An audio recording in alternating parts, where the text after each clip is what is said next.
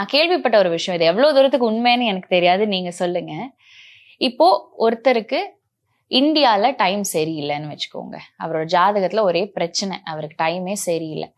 அவர் ocean தாண்டி, கடல் தாண்டி இன்னொரு நாட்டுக்கு போறாரு. டெஃபினட்டா there is a time change. இந்த டைம் சேஞ்ச்னால இந்த இருக்கிற கெட்ட நேரம் நல்ல நேரமா மாறதுக்கான சான்சஸ் இருக்கா? கண்டிப்பாங்க. இது நிறைய பேர் இந்த கொஸ்டின் கேட்குறாங்க. உள்ளூர், வெளியூர், வெளிநாடு, நீங்க இங்க இருக்கீங்க, இங்க இருந்து என்னோட குழந்தை யூஎஸ்ல பிறந்துருச்சு. இப்போ இன்னைக்கு மார்னிங் ஒரு கால் வந்துச்சு, யூஎஸ் டெக்சாஸ்ல பிறந்திருக்கு குழந்தை அப்படின்னு சொல்லிட்டு. இப்போ இங்க இருந்து நம்ம அந்த விஷயத்த ப்ரெடிக்ட் பண்ண முடியுமானா, சூரிய உதயம் அப்படிங்கிறது எல்லா பக்கம் இருக்க தான் செய்யுது இல்லைங்களா? நம்ம எதை மெயினாக கேட்குறோம், அதுக்கு தான் நான் என்ன சொல்றேன்னா, பொது பலன்கள் எடுக்காதீங்கிறேன். இப்போ உங்களோட தீர்வுகள் இப்போ நீங்கள் சொல்றீங்க, இந்த ஸ்பெசிஃபிக் பர்சனுக்கு வெளிநாடு போனால் நல்லா இருக்கா அப்படிங்கிறது.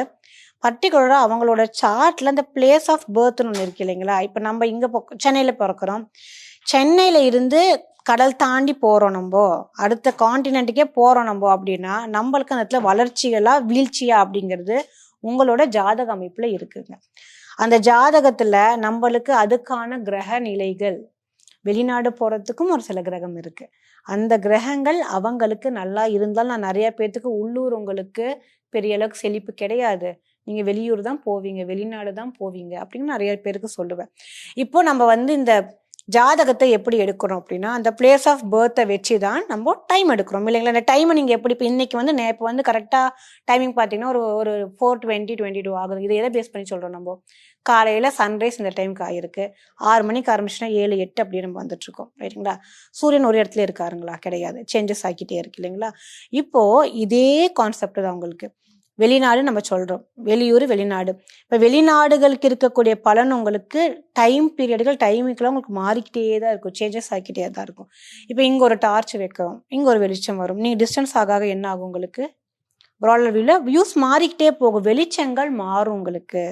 அப்போ அந்த வெளிச்சம் மாற டைமில் அவங்களோட கர்மிக்கும் மாறும். இப்போ இந்த ஊரில் இல்லை, நான் வெளிநாடு போயிட்டேன்னா, நான் இங்கே வரைக்கும் எனக்கு ஒரு பெரிய அளவுக்கு ஒரு வளர்ச்சியே கிடையாது, நான் வெளிநாடு போயிட்டேன்னா எனக்கு சூப்பர் வளர்ச்சி. அந்த சூப்பர் வளர்ச்சியும் திரும்பியும் அவங்களோட ஜாதக அமைப்புல நல்லா இருந்ததுன்னா we can suggest.